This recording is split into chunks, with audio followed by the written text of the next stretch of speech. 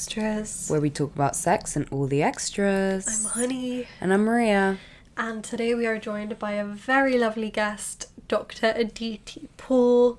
She wrote a book called The Current Collegiate Hookup Culture, all about exactly what it sounds like. It's about dating apps and hookups at colleges across the US.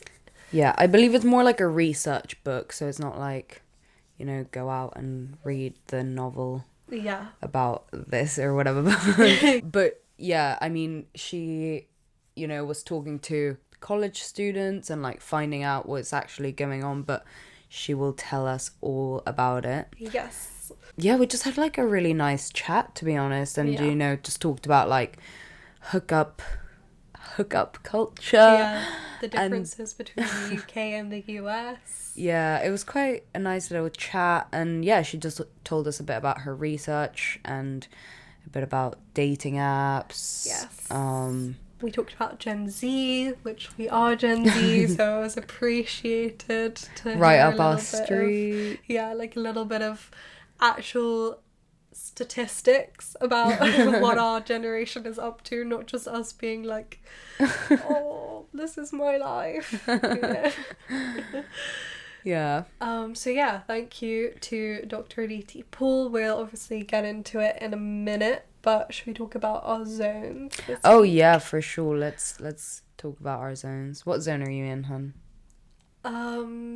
I feel like I'm in quite a green zone this week. Okay, Yeah. you're going with the flow. I know that's a surprise because I was thinking grey as always, because as you can hear, or maybe you can't hear, in which case that's nice. I feel like you can hear it in our voice. Yeah, like we are both sick and I have been in bed the entire bank holiday Jubilee weekend, so that was fun. I didn't do anything.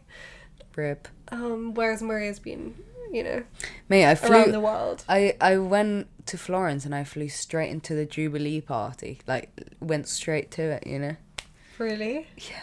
Like, my street was having a party and I wasn't gonna go, but my mum was like, oh, well, we paid for everyone to go. So I was like, well, guess now I have to go. That's so surprising to me. I did not think you were gonna celebrate the Jubilee. Yeah, I mean, I wasn't really celebrating the Jubilee. Me and my sister just went and ate some food. Yeah. And then we left when we didn't want to eat the food anymore. Yeah, so fair. But sorry, I didn't say my zone. Yeah, sorry. I mean, I'm still sick. Like, I don't know why this ain't going away. She says as she smokes like the entire day, obviously. But I'm not really feeling great recently. Yes, also relationship wise, my boyfriend went back to Paris, and like when that happens, it's like I literally just don't really speak to him for like a week. I mean, we've still spoken like every night, but like not really like spoken, you know. And like we've only had like tiny little conversations, and only like we haven't video FaceTimed in like 3 days, so Oh my god. it's kind of like becoming a bit rude at this moment. If he doesn't video FaceTime me tonight, I'm not gonna be a happy girl. Triggered attachment style. Yeah, but it's annoying though, because the thing is, I'm not like freaking out about it. Like, I used to like cry and like it was bad, you know, before, but I was like, I know what's happening. I know that it's like nothing's changed. Mm-hmm. He's just like excited because he's back in Paris and he's like seeing his friends literally all day every day. Yeah. But it annoys me. It just angers me. It's like, why do you not, like, today he texted us while we were he texted me while we were recording. Did you record? When it's like 5:30, you well know that I haven't been home long enough to record. Think. Just think. Yes, it annoys me. Like, it just, like, consideration for me in my life just goes out the window a little bit in these periods. So I'm like feeling a little bit irritated. In terms of my love life. Sorry for going on this rant. This is the reality of Gen Z dating, okay? This is cool. quantitative researcher right here. But anyway, irritated, like kind of still in the gray zone. Like, get me out. Yeah, well, mate, you know what I realised is that it is now officially halfway through 2022 and I have not had sex this year.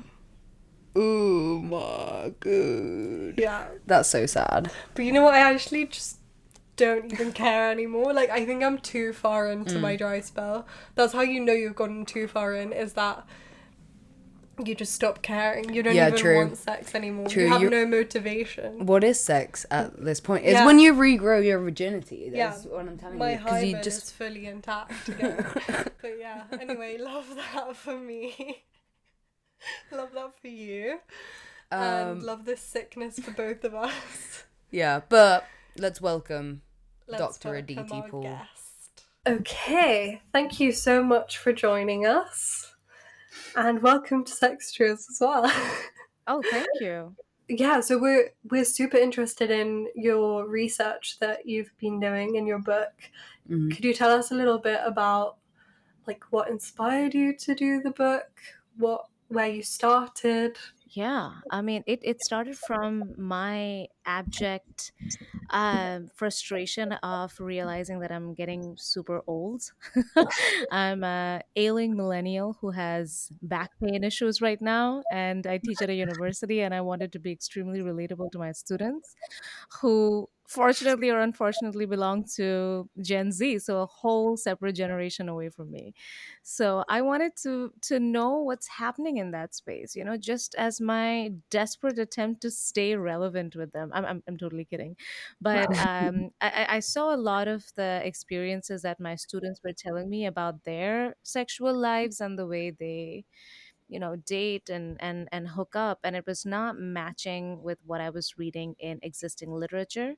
So I wanted to capture their voices, be their advocate, and look at how Gen Z is navigating the culture of sex, not just how old people like us think they're navigating it. So that was one of the ideas that I wanted to pursue through the book. And the second one, which I really was excited about, was understanding how like dating apps like Tinder or Grinder. I mean, you guys are in the UK, but I'm assuming you know Tinder. I'm assuming you guys are on Tinder. Everybody is on Tinder.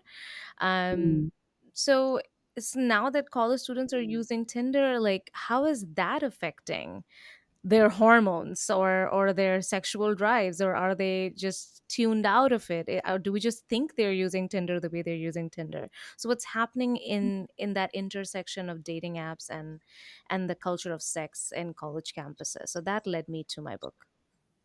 Cool. Okay.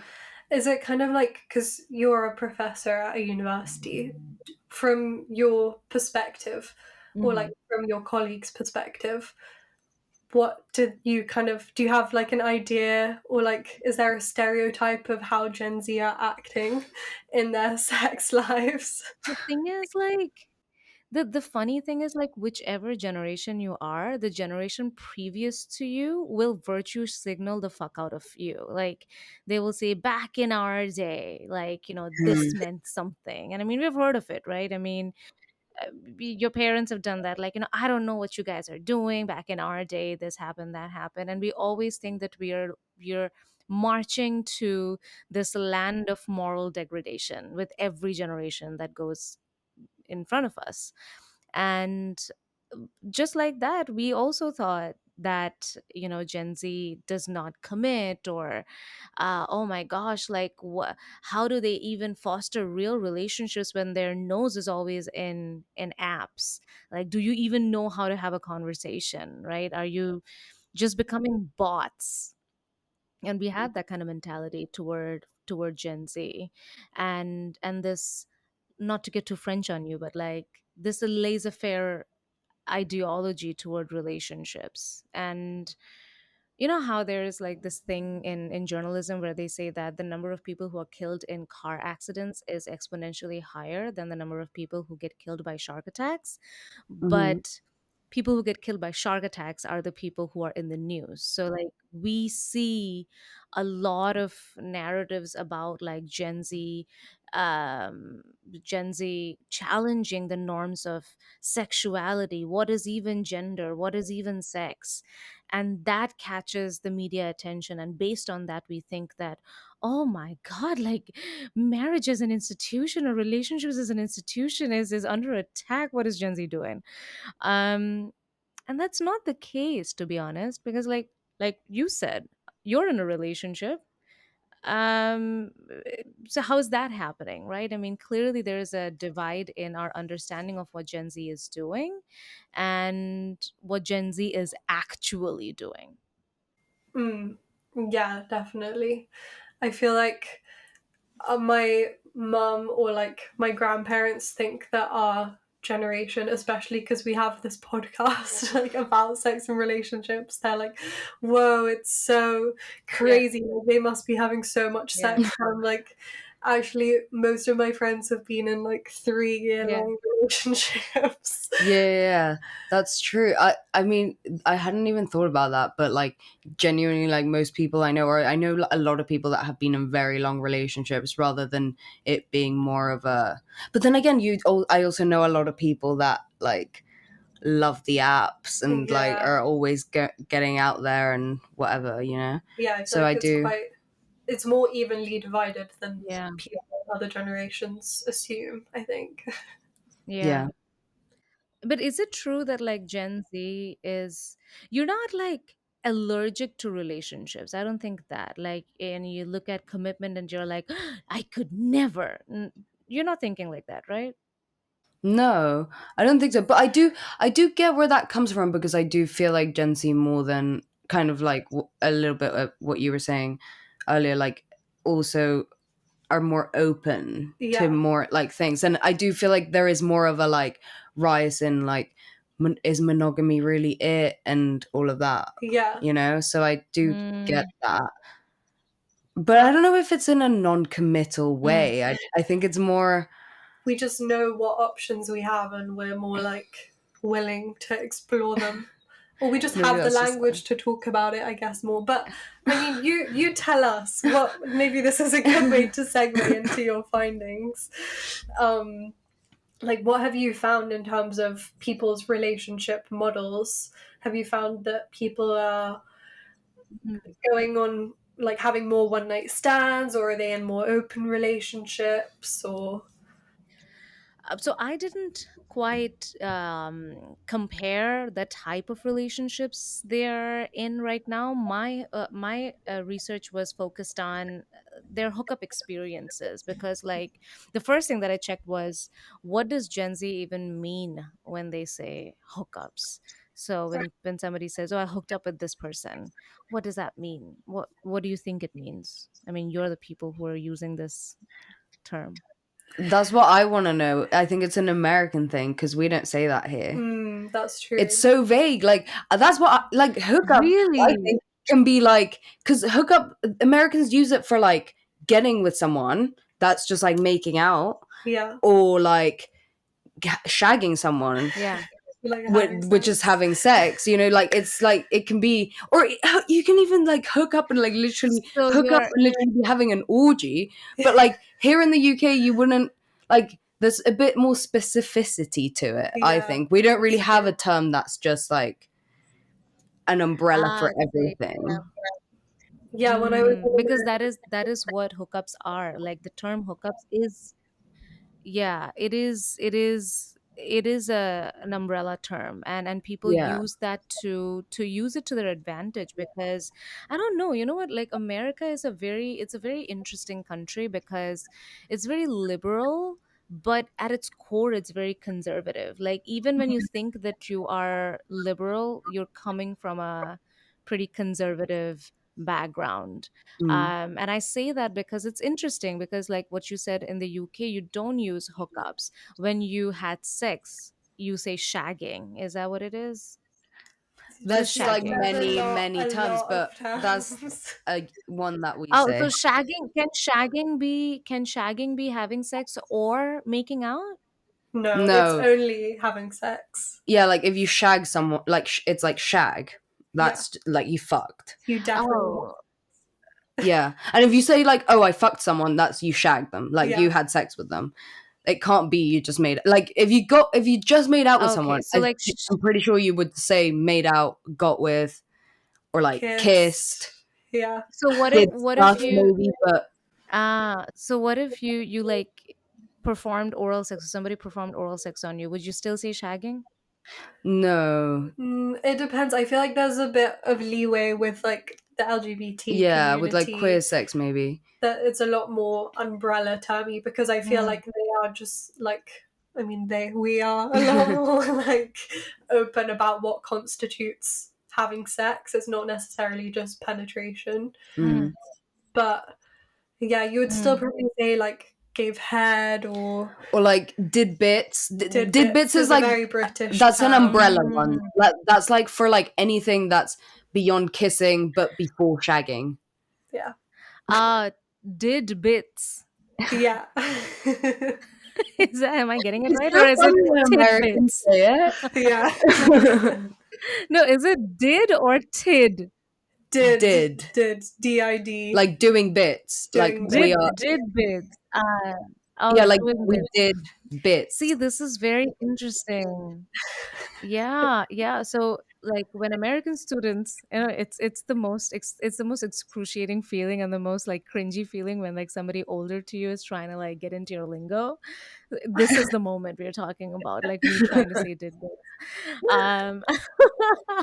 Um, but yeah, like going back to the conservative nature of the American culture, it's interesting that over here when they say hookup, it's women do this mostly more than men. That is, they try to blunt out the specificity of what they did, Mm. because of the sexual double standard that exists in society, where if a woman, like, on one hand we are asked to own our sexuality, right, like, be very like Megan the Stallion, very Lizzo, and then very Cardi B, but then you punish the same women for doing that. So we Mm. try to find a middle ground by owning our sexuality without being penalized for it by using these vague terms.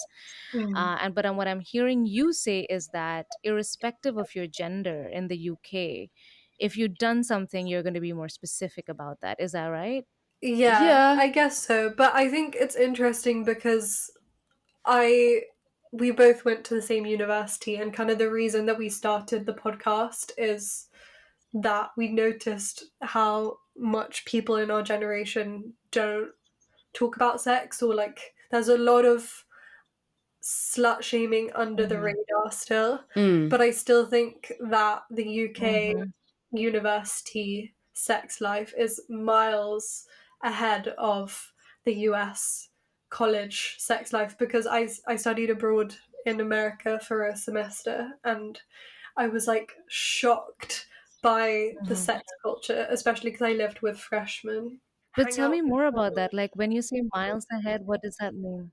I just think it's like a lot, way more out there than the American college system. Like people Mm-hmm. will put their cards on the table a lot more, and they're just a lot more open in terms of what it is they're doing. But there's still that under the radar shaming in a way. But when I went to America, it was like people would hang out with someone once and they would immediately label it as like, oh, they're my boyfriend, or like, oh, we're dating now. And I just thought that was wild, because that would never Mm. happen in the UK. So how would it happen in the UK? I feel like there's a lot of hooking up on nights out, like when you go clubbing and Yeah. that kind of thing, especially in first year of university.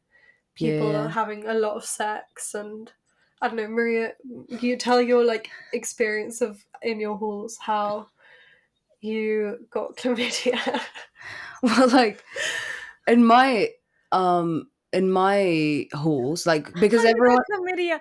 Oh my gosh. I mean I got it 3 times. There was like a whole thing about the Oh my gosh, that's awesome. Not awesome, but like I'm glad that you had that experience and you like recovered from there. yeah, so in the UK, everyone in first year lives like in halls. I know that they have dorms in the US, and like that is the like college life as well. But Mm-hmm. in the UK, it's like only the first year kind of thing. So I do Yeah. feel like there's a lot of, like everyone's going a little bit crazy in the first year already, and like being in that environment is like even more, Mm-hmm. you know. And then I don't know, Mm-hmm. I just ended Mm-hmm. up like sleeping with guys in my, like where I was like living, but because we had like kind of different little sections of the halls, if you will. It wasn't like my next door Mm-hmm. neighbor or whatever, even Mm-hmm. though one of them did actually end up being my literal next door neighbor and we shared a wall. Um, but it's like, yeah, it's very much like on nights out when everyone's drinking, like you kind of Mm-hmm. just, it just kind of Mm-hmm. happens, like, but it's a lot, Yeah. it's very, I feel like it's very obvious to both people what is going on. It's very much like this is a one Mm-hmm. night stand, or Yeah. like this is something Mm-hmm. or it isn't. I don't know, Mm-hmm. because at least I didn't really seem to have like many miscommunications with like the guys that I was sleeping with, and it was very much a like, Yeah. we know we're all sleeping with different people like in this vicinity. Yeah. Yeah. Um, but like that's cool, you know? Mm-hmm. Yeah. And what you were describing is what we see in movies, right? I mean, I'm going to completely date myself and I tell you American Pie, but I should that's like the holy bible of the sexual awakening of all college students. Everybody should watch it. That's the millennial gift to Gen Z and generations to come. American Pie. Have you watched it? I actually I haven't. haven't watched it. Sorry to say. You have not? Oh my god, why are you hurting me like this? Watch it, watch it. There's somebody who shoves a penis in a warm apple pie. Like if that's not the elevator pitch, I Oh don't know what it god. is. And what you're explaining right now is the stereotypical hookup experience where you go to a party with your friends, you're dressed a certain way, like everybody is there to like Yeah. do regrettable decisions after drinking alcohol. And after you have like made out with somebody, the expectation is not like, oh, I wish, I mean, there could be something going on. That usually ends up as one of those like drunken nights where both of you were horny and then you like, fucked each other. It's basically not you both fucking each other, it's the vodka and the Long Island iced tea that made it happen. So like we know that story. Yeah. And a lot of college students do that, and that was the dominating narrative of what we think hookups are. And that's why you have all of this like, just warning signals going up that, oh, it can be harmful to women, it can be this, it can be that. But then now what we're realizing is college students don't just like hook up through college parties, they're hooking up through other instances as well. So like, I don't know it's honey, right? So like, I don't know if you saw this ever when you were here in an American college campus. But what happens is, a lot of these hookups are like friendship based hookups. So I asked students like, where did you meet your last hookup partner? And a majority of them said that they met their last hookup partner in a college setting. So you met them at a class, you met them in a Mhm. student club. And the next most popular one became dating apps and parties. So parties are a venue of meeting your hookup partners, but parties are not the only venue to meet your hookup partners. And then a small percentage of students met their hookup partners at work, like internships, but they were older. So like they were in the fourth year and then they went and hooked up with somebody they met at a office party or something. um to your point, when you say that, people going to parties doing that, in America at least, that's still a very heterosexual and a white space. So people of color, minorities, sexual minorities, racial minorities, they're not meeting their partners at parties. So that's a very like siloed way of thinking that this is the only way you can hook up or you can have casual sex. Definitely a part of it, but not the entire story. And do you think for people who aren't in that like sphere of white heterosexual people, do they what is the reason that they're not hooking up with people at parties? Is it because they don't feel safe? Is it because they aren't meeting people that they like, or they prefer dating apps, or So there are three ways to think about it, right? So when you go to a party and you want to hook up with somebody, number one is you need to find somebody who's a compatible sexual partner. Believe, I mean, like it or not, or the reality is all spaces are more heterosexual spaces. So if you walk into a party, the default setting is a heterosexual space. So that's one. You just don't have partners to have sex with. Number two is even when you do have partners, you may not want to squander that opportunity on a cheap hookup, right? So, like, if you are, let's say, the only Brit in a campus in Vietnam and you see another Brit guy, right? I mean, there is nobody who is a compatible partner. I don't know. I just completely assumed your sexuality as well. I don't know. Do you identify as heterosexual, hetero curious, bisexual, whatever it is? we're both bisexual. Yeah. Okay, bisexual. So bisexual male. What is bisexuality anyway? Like, why Yeah. aren't we pansexual at this point? We don't know. Um, but you don't want to squander that opportunity. Like, you don't want to squander that opportunity by just like hooking up with this person. You want to see if something else can happen. So that's number two. And number three is they online spaces for any marginalized community has been a safer space than an offline area. So for example, for women, the reason why um, even women gravitate toward dating apps is because you can be sexual in a safer space than in an offline environment, right? I mean, for example, take your case. Like, you're talking about things like chlamydia, you're talking about things like sex as two young women in the UK. What mode are you using? You're using a podcast, right?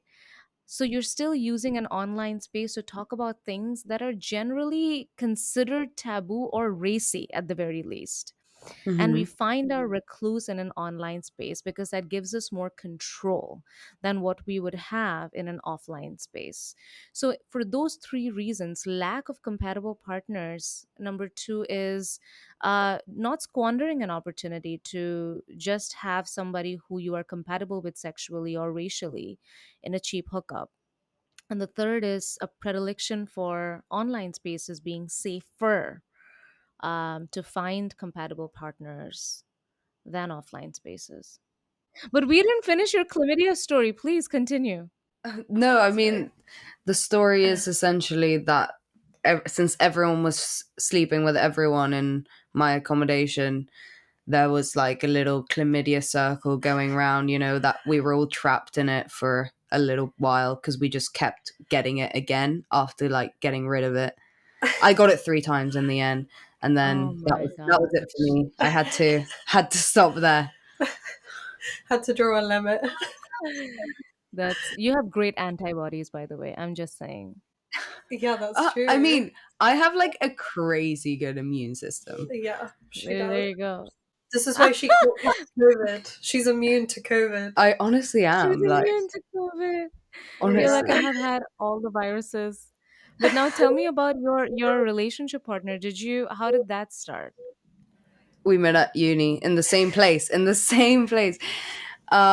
I met him through someone that I like hooked up with. Mm-hmm. Um, yeah, I met him through someone that I slept with. He introduced me to like the friends that he had made, and then Mm-hmm. I got with my boyfriend now, and that was like Mm-hmm. at the start of uni, and now I've graduated. So three So years. So like Kind of thing. I'm wondering, like, when you did get together with your now boyfriend, did you like start the thing off thinking that it's gonna go somewhere, or would you Oh were just no, like no, okay with this being a hookup? no. I chased him for ages, to be fair. By the end, I did want to be in a relationship with him, but at the start, I just Mm-hmm. wanted to be friends with benefits. I really liked him as a person, and I thought he was fit. So I was like, Mm-hmm. perfect scenario. So yeah, I do feel like it's quite, like having like people like buddies, Like fuck like buddy. work Mm, buddies, yeah, is like quite a yeah, uni culture thing, Mm. like yeah, sleepy links yeah, and that. Yeah, actually, yeah. we saw that you did some research on sneaky links and that kind of terminology. Could you kind of talk a bit about what what you Yeah, discovered in that yeah, yeah. area? Like, are everyone does everyone have a sneaky link or what's going on? Um, it's sometimes Gen Z can be all talk. Like, let me just be honest with you. Like that's that, and It's and so we were like true. that too. We were like that too, and what you were talking about is what has changed. Honestly, as human beings, we change very little. Let's just be honest with that. We're not like completely different humans every generation that goes in front of us. It's just the liberalness of society in talking about certain things that the previous generation didn't talk about, that expands. So for example, like, did your parents not go to university and have a good time? Of course they did. They didn't talk about it, but they did a little bit to some extent. Yeah. Like, they were children of the 60s and the 70s, right? Who are we kidding? And but what we are doing is we are talking about it, right? Which makes us think that we're doing it. Talking about something and doing something is very different. Like, and I'm going to draw a very grim example, but think about the Me Too movement, right? Were women not sexually harassed? Were women not sexually assaulted before? Absolutely. For ages we have been. But we talk about it now, which has created space for those conversations. So, in the same way, like, did we not have sneaky links? Did you not have a guy on the hook? Of course we did. But we didn't have a terminology for it, and it was not like Mm. something we would talk about. But that liberalness in folding those divergent behaviors into a common conversation, that has expanded, which makes us think that Gen Z is doing all this shit, even when they're not.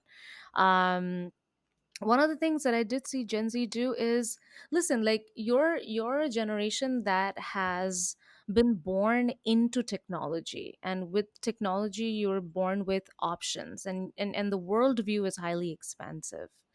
At the same time, this generation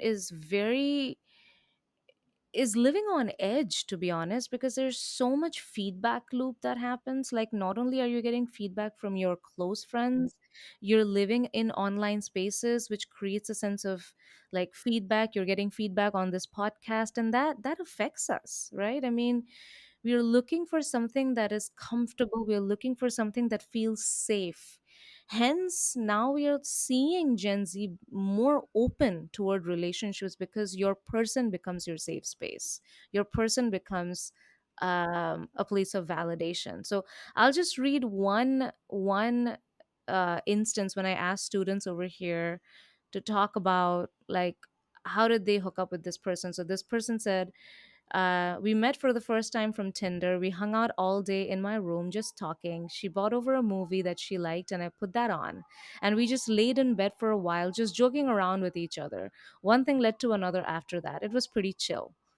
So, like, a chill way of hooking up without thinking that it may result into something, whilst always having that interest in that resulting into something. So that's what hookups are. It's not like you're walking in with, like, sparkly nipple covers into an orgy and just having or chattering sex with five different people. Like, no, that's not what they're doing. Hmm. Okay, so it's more like the result of the sex that we're having is the same, but it's more like the journey to the sex is different to previous Yeah. generation. Okay. Yeah, like, it's chill. It's like, I mean, this doesn't have to mean something. Like, Hmm. repeated things mean something, right? Like, but just having sex one time or hanging one time, that doesn't mean anything. See, another thing is, like, when we talk about dates, right? Like, we went on a date with this person, that's our first step of intimacy. But with Gen Z, what we're seeing is they do a whole lot of talking before and then go to the date. So it's not that dates have become meaningless for Gen Z. On the other side, dates have become more meaningful for Gen Z. That if you have decided to go on a date with somebody, then they must have fulfilled these other previous steps. Versus our generation, That's we didn't true. have that. So, like, our first thing was going on a date. Mm. I hadn't thought about Yeah, that that's before. quite Yeah. interesting. And do you think dating apps have kind of changed how many people are available to us, or how many people are actually meeting? Or do you think it's kind of not as many as you would expect? Yeah. So, you tell me how you have used dating apps, and I'll tell you what I found. Okay, well, I feel like I'm quite a seasoned dating app Yeah, I user. feel like you have a lot more to say. Yeah.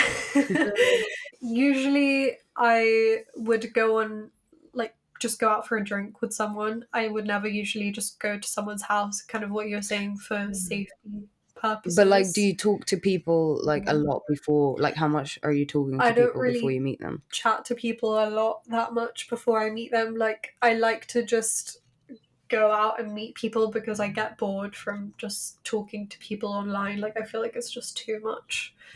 And I'm not a very good Yeah. texter when I Yeah. haven't met someone. Like, I Yeah. don't know what to Yeah, like, why say. do I care? Yeah, I don't care about you. I've never met you. Why would I text you all the time? Yeah.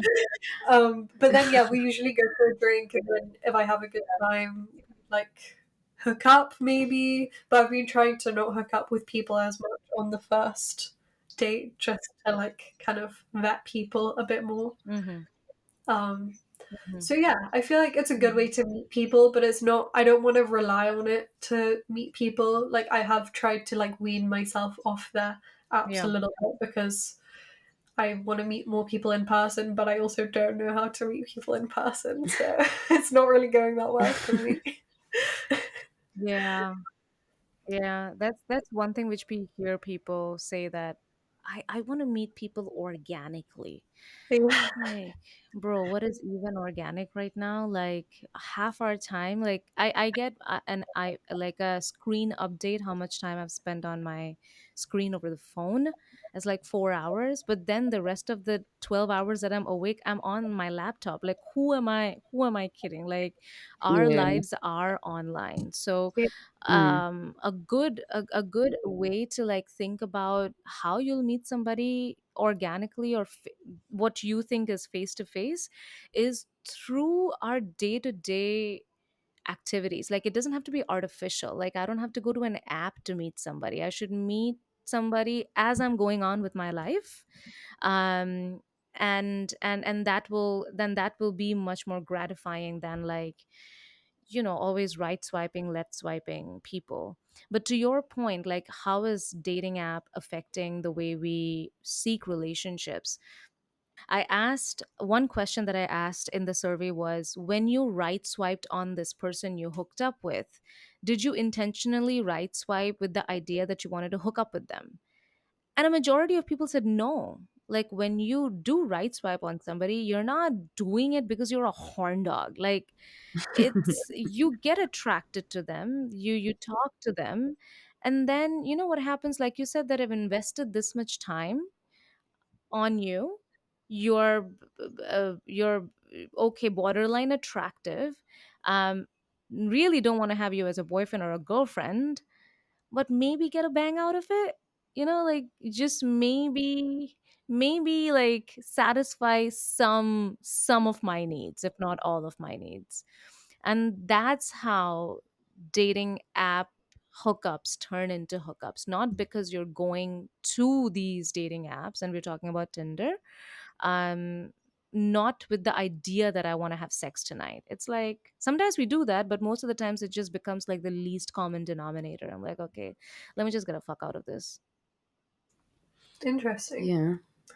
And do you think that's, I mean, you kind of Yeah. already touched on it a bit, but did you find that more, um, more like not heterosexual people were having hookups from apps, or was it kind of a Yeah. similar thing?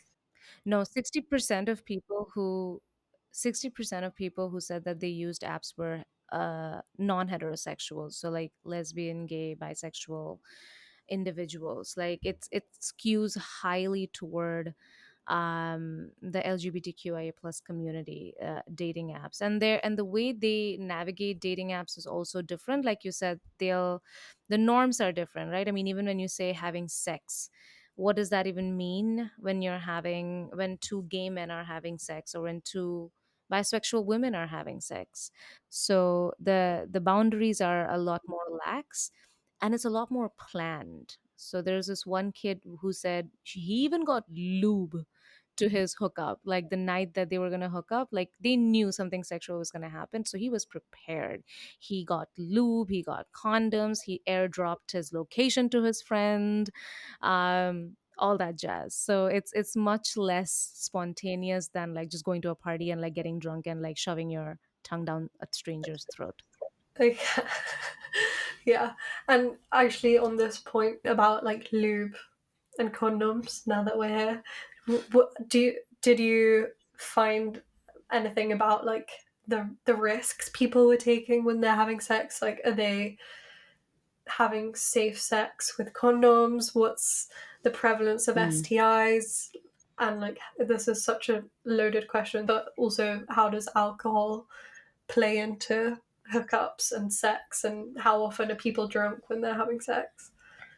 Yeah, drunken sex is a thing in the hookup landscape, and that happens more at parties than dating apps. Dating apps, believe it or not, people are having hella sober sex. Like they're not drunk, because before you meet somebody who you're going to have sex with through a dating app, you're working toward that, right? I mean, there is no ambiguity. You're texting, you're chatting, you're sending each other thirst traps. Like you have set the precedence. Like you have shown the trailer of the movie that something is about to happen. So when you meet, it's less of a bold move, if you may. It's just like a natural transition. Now there's a double-edged sword. Number one is it's pretty clear.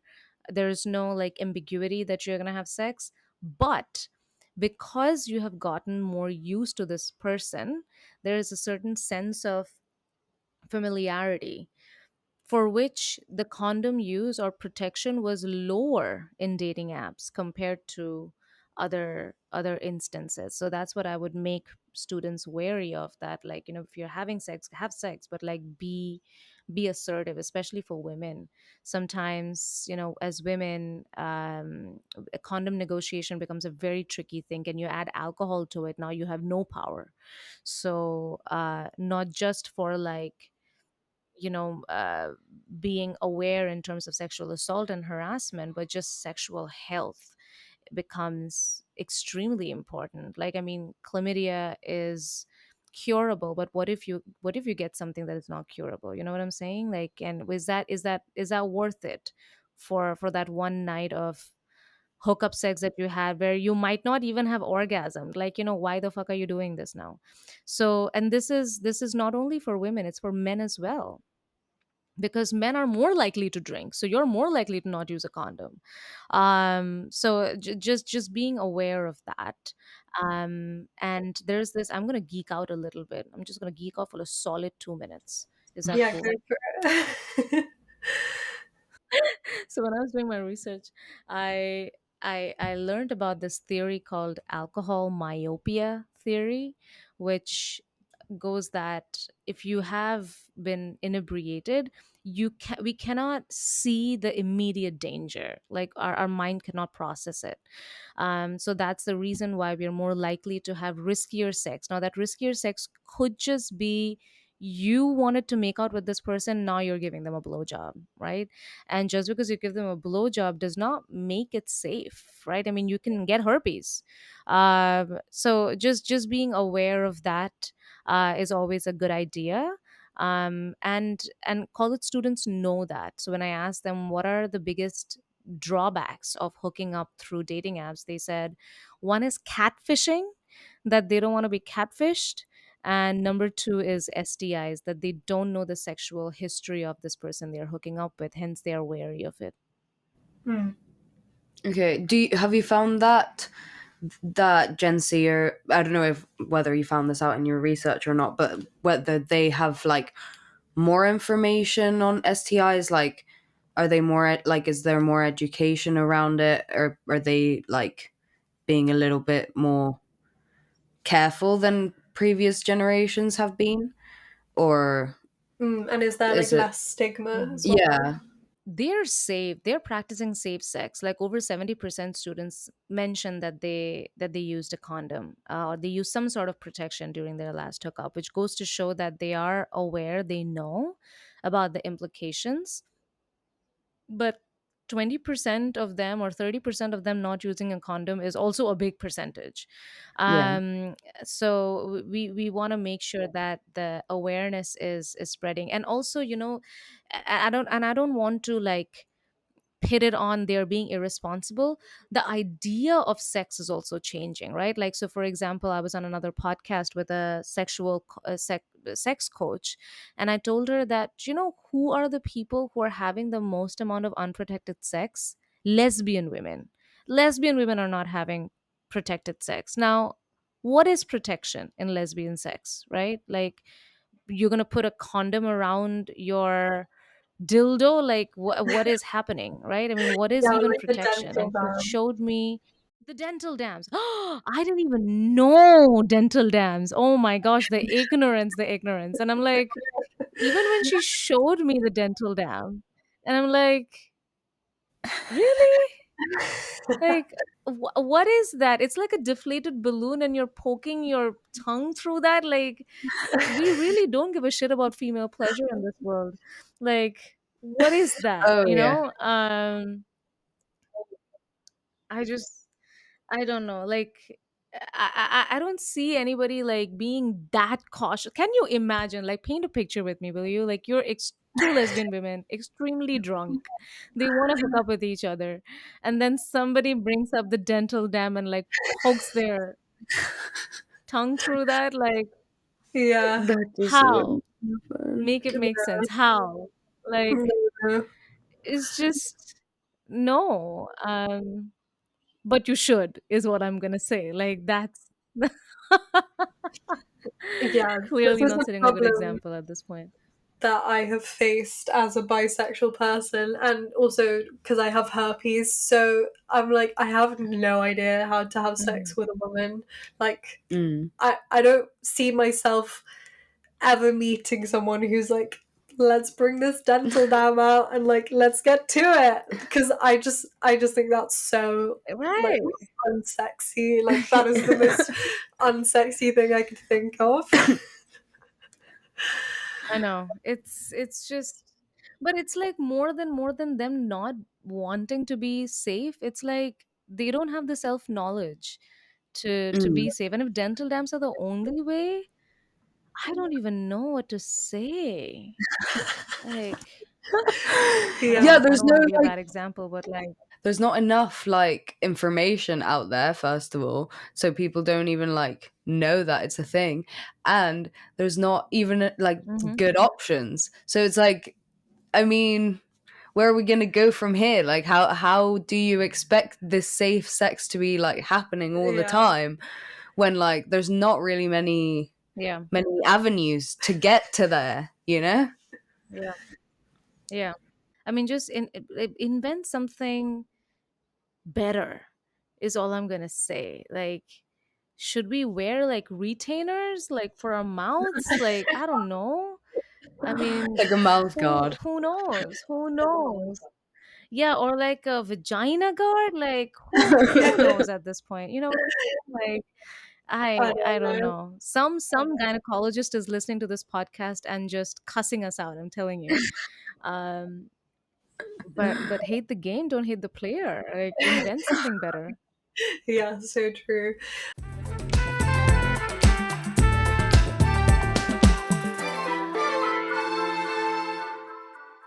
Okay, Okay, so we're just going to take a quick break from our guest to talk about our sponsors, multiple, for today's episode. So, thank you so much to Manscaped for sponsoring Sextras. We're so happy to be working with them because, as we all know, men can really just neglect their skincare, hygiene, health, you know. They've never even had a skincare routine. Yeah, no. So we're very thankful to Manscaped for providing an avenue for them to take a little bit more control over these things. Exactly. And they have sent us a whole load of beautiful products. The Performance Package 4.0, which includes the Lawnmower 4.0, which uses skin-safe technology. It has a ceramic blade, and it's perfect for doing all of your little manscaping down there, making it all nice and tidy for whoever's going to be down there. Yeah, for sure. And then you can go in with the Crop Preserver and the Crop Reviver, and these are a ball deodorant and a ball toner, and they're just gonna prevent like a lot of that irritation, a lot of redness, a lot of ingrown hairs, any of the nasty stuff that basically can happen when you shave. But with these products, it won't be happening. And on top of that, you smell amazing. Yes. And then to make sure you can smell how beautiful it smells down there, you have the Weed Whacker, which again uses that skin-safe technology, and it just gets rid of any little straggly hairs in your ear or your nose. And yeah, make sure you're not like distracting anyone while they're talking to you or while they're below you, you know. Yeah, for sure. And it comes with some anti-chafing boxes, and they're super, super soft. And also a little bag, so you can put everything in it. And yeah, you're good to go. Yeah. Let's get to spring cleaning. Exactly. So go to manscaped.com to get 20% off and free shipping with the promo code SEXTRAS20. That's 20% off and free shipping with the code SEXTRAS20 at manscaped.com. And thank you so much to the Natural Love Company for sponsoring Sextras. We're so excited to be working with them. They are a sustainable company. Their packaging and delivery is carbon neutral and waste free. As you can see, it comes in these little bags. It's a sex toy company, by the way. And you know, you didn't even know up until we told you just now. Look at this discreet packaging. It's beautiful. And Maria was literally so excited when she opened the box. She was sending me little videos, and I agree that this is like so worth the hype. It's so affordable. They have such a good selection of things to choose from, and it's not like too much, you know, it's just the right amount of good quality, sustainable 100%. things. They have like couples options, they have butt options, like clit options. You know, it's very curated but also so easy to navigate, and there's all the options you really need out there. Exactly. And you can support a small business, help save the planet, while also helping save your sex life. Yeah, you know? their little slogan on the packaging is "Fuck yourself, not the planet." Exactly. And that's what we want to be doing, realistically. That's what we want to be promoting here on Sextras. So they sent us both some beautiful sex toys. I got this glass dildo, which has this little curve in it, so it can stimulate your G-spot, and then on the other end it has, just if you're not feeling that end, you can use the more ribbed, girthy end if that's more your style. And yeah, it's just beautiful. Like, you could use it as a little statue in your house, and again, it's sustainable, so not really any complaints with that one. And they sent me this little cock ring to use with my boyfriend. And yeah, you basically just put the penis in here in the hole, and then it vibrates. So these little bits are like vibrating on your clit, and it's just really, really fun. And yeah, I mean, I've used it by myself as well, so like, you know, multi-purpose. And yeah, get it in the bedroom, use it with a partner. Yeah, they have bundles, they have this lube, and it's their natural lube, they make it, and they have a toy cleaner as well, so that's super, super sick. And yeah, you've got everything you need really there in the website. So go check it out. It's thenaturallovecompany.com and use code SEXTRAS at checkout for 10% off. Yeah, so make sure you go check it out, guys. That's 10% off with the code SEXTRAS at the Natural Love Company. And we hope you enjoy them as much as we do. Yeah, and support us in the meantime. Yes. Definitely go check both our sponsors out, and we're going to jump back into interviewing our guest.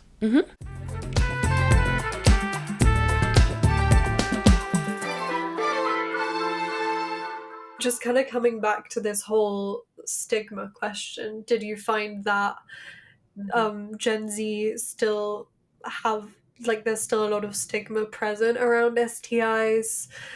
Are people, obviously people are being safe, but how do, I don't know, again, if you found this in your research, but how do people feel about STIs? Like, is there a lot of scaremongering still? Are people kind of like not willing to sleep with people with STIs? What's the general attitude? I haven't. I I'm so appreciative of the fact that you guys are so open about it. Because herpes, one of the most common STIs out there, but there is a fair amount of stigma still associated with that. Because you have to understand, like, when you see the map of the US, especially if you see it in, like, during election time, like it's predominantly a red country, with pockets of blue. Granted that the pockets of blue have like more population, but it still slants toward the conservative side. And when you're thinking about conservative values, you're thinking about celibacy, you're thinking about monogamy. So within those frameworks, STIs become an outlier. So even if you had an STI from a previous one partner, that becomes a big taboo.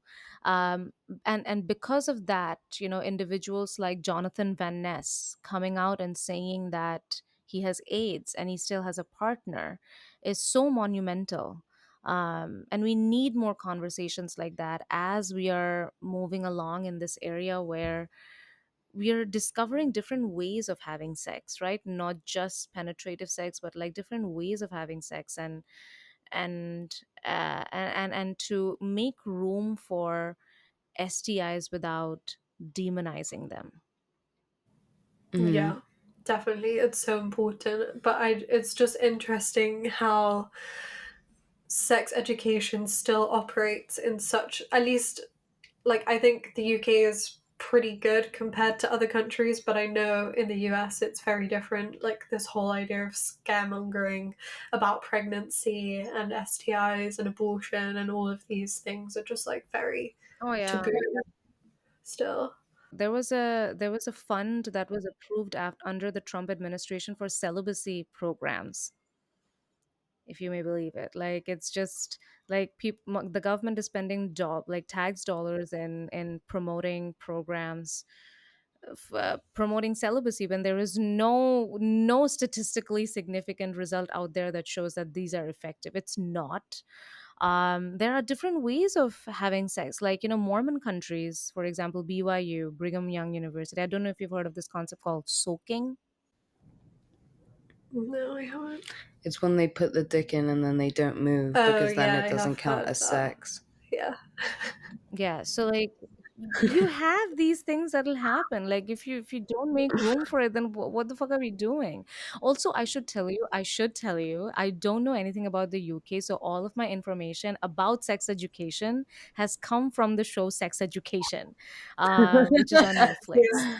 And I find that show so good. Like, if that show was a person, I would hug it. It's Yeah. so good. Yeah, yeah, I yeah. love it Such so a good much.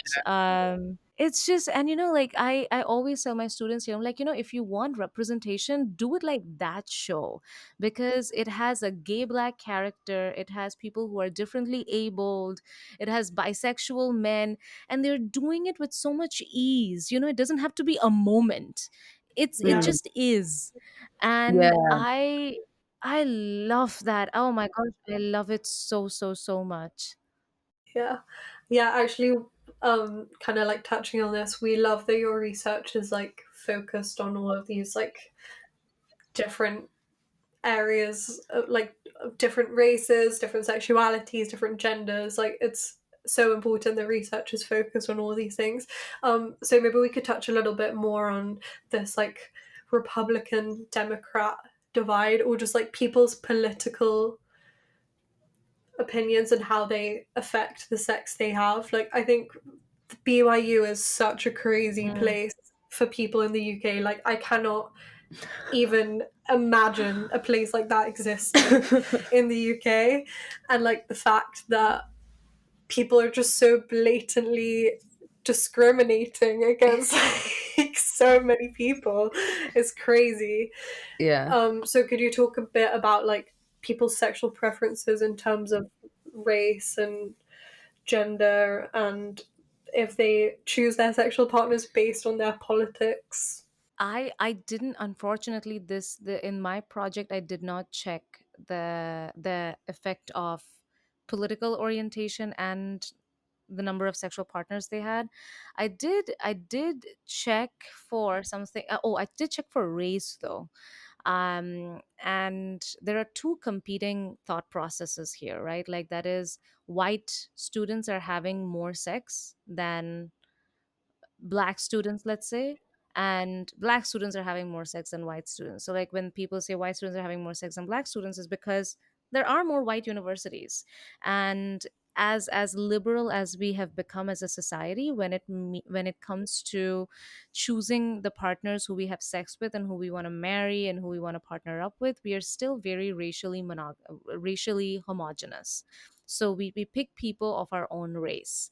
And since a majority, a lion's share of universities in the US are white universities, needless to say, like, you have more chances of finding sexual partners, so you're having more sex. And another reason why or racial minorities may have less sex is because we are stereotyped faster, right? Like, if you look at black men and women, they are hypersexualized. So Mm. you may not want to fit that stereotype if you're the only black person in a white neighborhood, right? And then fit that stereotype and be reduced to your stereotype. So you might want to play in your defense. um so that could impede your chances of having more sex in colleges than your white counterparts, because you get labeled faster. um, I did find out that Hispanic students were pretty high in their sexual partnering. So that's there. Sometimes you just don't care and you just want to have a good time. I mean, fuck society, right? So they're gonna talk about some things all the time. So might as well. Yeah, I mean, just to when you were talking about how like our society, everyone's like gonna is still more likely to date within their race and whatever. Literally, last a couple nights ago, Mhm. Love Island started. It's like a national phenomenon. Like everyone watches it, and this year the public voted for like the initial couples, and like obviously all the Yeah. the black people were paired up, and like there was no Mm-hmm. interracial shit going on, basically, is my point, and like Yeah. everyone voted Yeah. for it, That's which is just crazy. like it's so Yeah. wild. Yeah. It's so honestly. Yeah, like, look at Love Island. I love Love Island, by the way. Does everybody in the UK speak like that? I would encourage you to speak like that. It's great. I love it. Uh, no, you know what, Love Island. I liked Phoebe Waller-Bridge's rendition of Love Island that she did in SNL. Like, she got it. Like, it was so good. Another British woman who I like absolutely loved Fleabag, like, beyond. Yeah. It's a That's sickening amazing. love that I have for Fleabag. Oh, like when the priest says kneel, are you kidding me? Like, are you fucking kidding me? Like, I am not Christian, but I will convert, Father. Like, I will convert for you. But It was so good. Yeah, like, even in like Love Island, and then over here you have Love is Blind. Like, Love is Blind was huge over here, and there were two Indians, and those got paired together. Like, Yeah, yeah, of Yeah. course. you don't have any options. Like, the buffet is limited. What can you do? So yeah, sometimes you Mm. just don't eat because the buffet is shitty.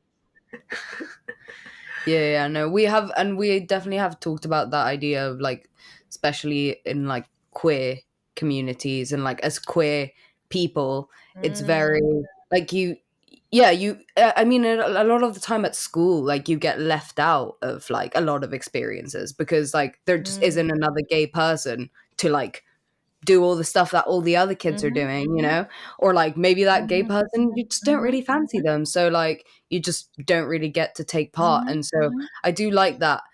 I mean, I don't know if whether like dating apps are 100% positive and whatever, but like now there is like a space so like they can at least take part, maybe it's not going to look mhm, exactly the same as you were saying. It's still not in mhm. like the same level at the parties, like all of that stuff. But it's good that, Yeah, now there's all these other avenues. Yeah. yeah, 100%. Yeah. Oh my gosh, we spoke a lot about sex today. So much about sex. Yes. Maybe we could just finish by asking you kind of, do you think there's an overall positive attitude towards sex in Gen Z? Do you think dating apps have had a positive effect on hookup culture? What's the just like the overall consensus? Hmm. Gen Z has a more positive attitude towards sexuality than sex at this point, because we're still grappling with, pronouns and sexual identity and gender identity. A lot of times people will identify as queer and not have sex. You know what I'm saying? Like, just because you came out today as gay doesn't mean that you're having gay sex today, right? I mean, you're asserting your identity at this point, and when the time comes, you will have sex. An impeding factor for Gen Z to go out there and have sex as freely as we did, can be impeded by just the divisions that we have in society right now, which have become so evident. For example, if somebody comes to you, like, you meet up a guy at a party, and like 2010, when this was not a conversation, like, you found him extremely hot and you would hook up with him. But then you find out that they voted for a certain politician who you don't agree with. Well, your boner is down already. So the like the non-negotiables are increasing because of these divides that we're creating in society. So that reduces Gen Z's chances of just like having an open, like, perception towards sex, and also how are we perceived, because we're always living under this gaze of somebody. So those are some external societal factors that can impede your sexual drive. um but attitude wise, value wise, Gen Z has more space about thinking about sex more expansively than the previous generation, that's for sure. That's great. That's good to hear. Yeah, good news for Gen Z. Always glad to hear something positive. I feel like so Of much of what's course, you guys reported. are leading the way. You guys are leading the way. Oh, thank you. We wish. No, but I feel like a lot of what's reported on is that Gen Z are like having way less sex. And I kind of would agree, like from my own experience, but like in terms of sexual fulfillment, I think we're definitely on the right path towards meeting the right people because we have like a narrower kind of like criteria that we Mm. allow into our lives, which again can make it like difficult to Hmm. be having so much sex, but also you're having sex with just like better people and hopefully meeting like people that you can continue sleeping with or maybe go on to date or whatever it is people are looking for. So yeah, glad to hear that it's kind of in the right track. Yeah, and I feel like it will only get better by, like Gen Z is talking about it more, kind of what you were saying earlier. So I feel like it will only improve from there, because that's how like things get better, by like actually talking about it and actually knowing what your options are Yeah. and how to go about like finding those options and or chasing those options or whatever. Yeah, definitely.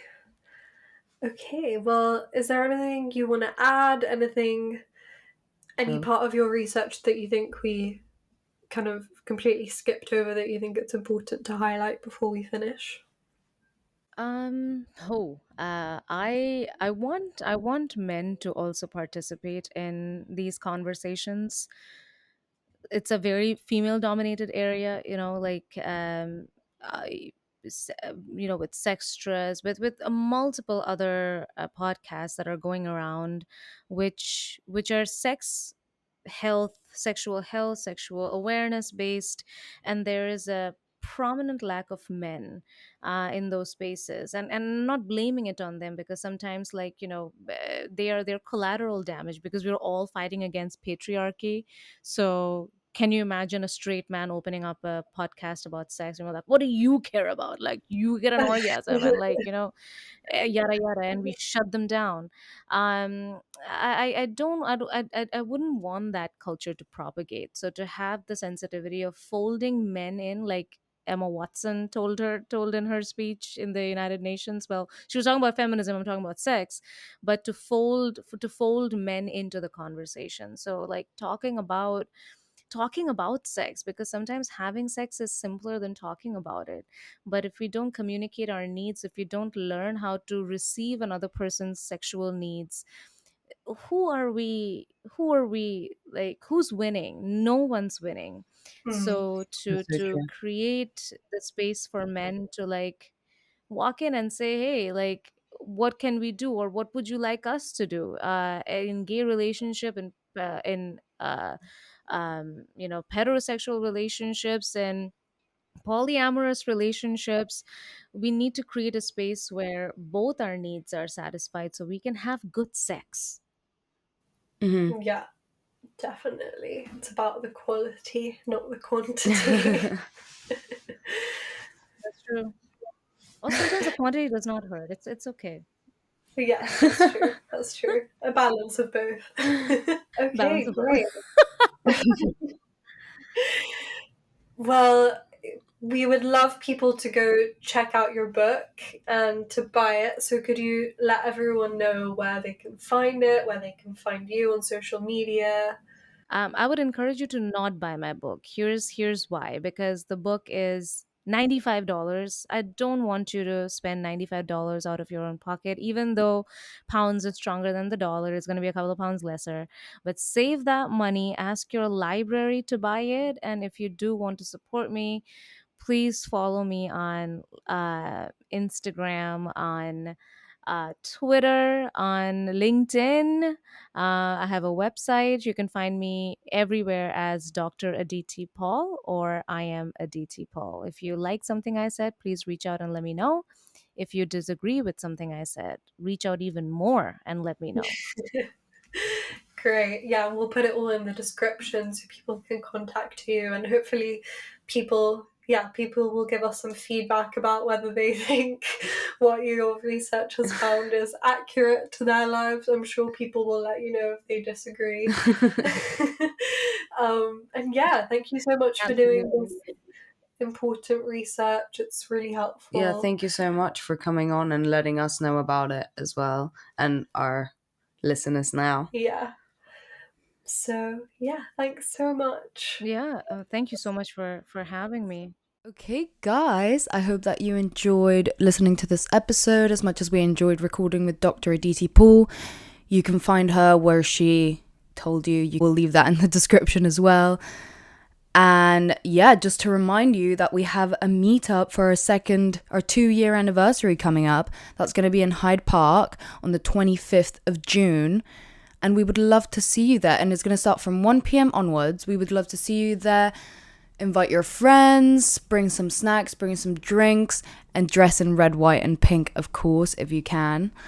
But yeah, we're just gonna have a nice little time, celebrate Sextras, make some friends, meet you guys hopefully. So come on down, and you will find so much more information about that, and like the specific information about that in the description, as well as on our Instagram. So check us out. That's Instagram, Facebook, TikTok, and Reddit. That's just at Sextras Podcast.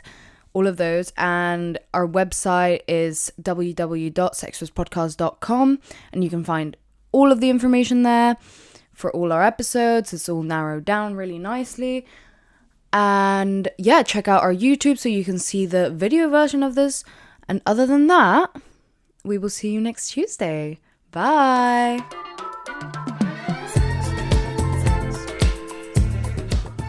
You've been listening to Sextras, presented by Honey Jane Wyatt and Maria Jose Hayodatiyi. Produced by Mabel Productions.